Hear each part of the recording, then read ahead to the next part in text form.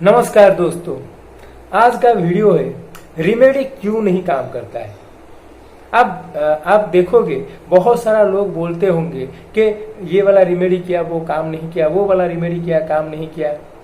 But as a astrologer हम लोगों को पता होना चाहिए कि कौन सा एक ऐसा वजह है जिससे रिमेडी काम नहीं करता है, कौन सा कर्म है जो रिमेडी को काम करने से रोकता है।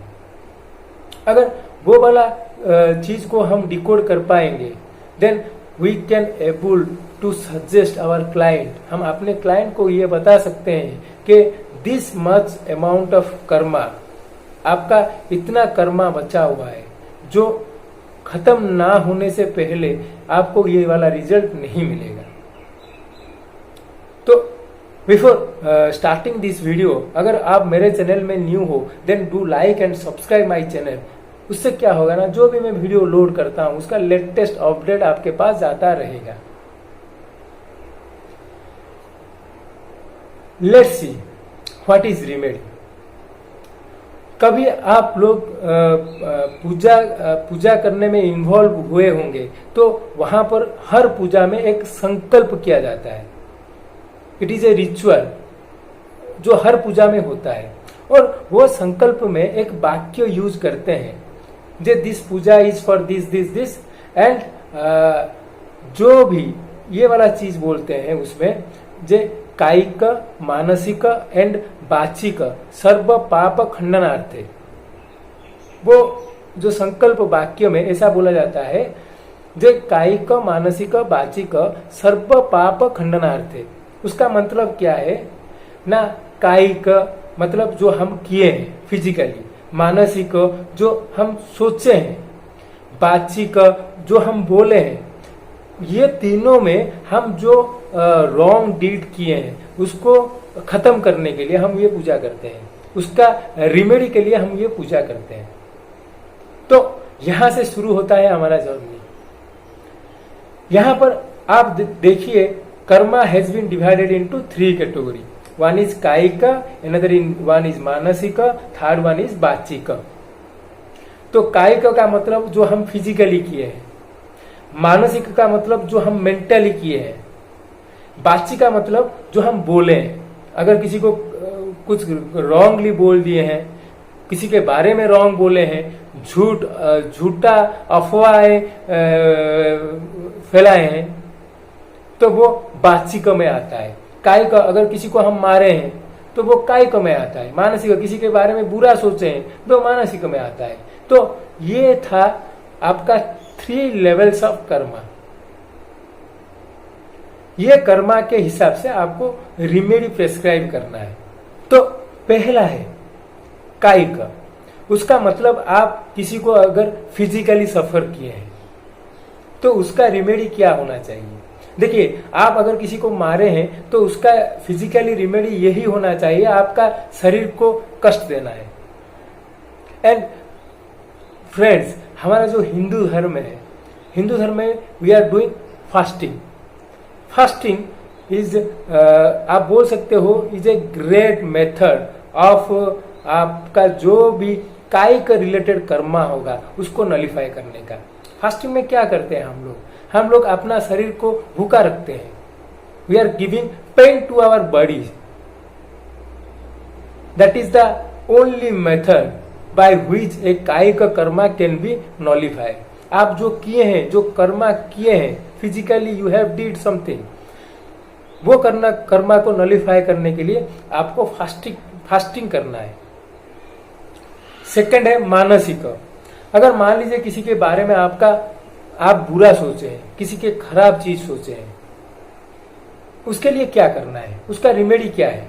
आप देखिए, जब आप बुरा सोचते हैं and it is connected to our mind, तो उससे क्या होता है, इससे एक चीज ये है, you do not have control over your mind.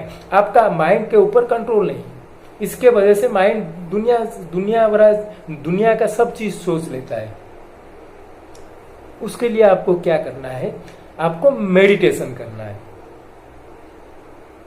Meditation का पर्पज क्या है, आपका माइंड को डायरेक्शन देना है। आपको माइंड को बताना है कि आपको ऐसे ही थिंकिंग प्रोसेस में जाना है। देन आ गया वाचिक। अगर आप किसी को बुरा बोले हैं, किसी के बारे में बुरा बोले हैं, तो आपको क्या करना है? जहां पर फिजिकल इन्वॉल्वमेंट नहीं है, खाली आपका स्पीच का इन्वॉल्वमेंट है, तो उस जगह पर आपको मंत्र जाप करना है। एंड वाचिका का सबसे बड़ा अच्छा मंत्र होता है नमः शिवाय।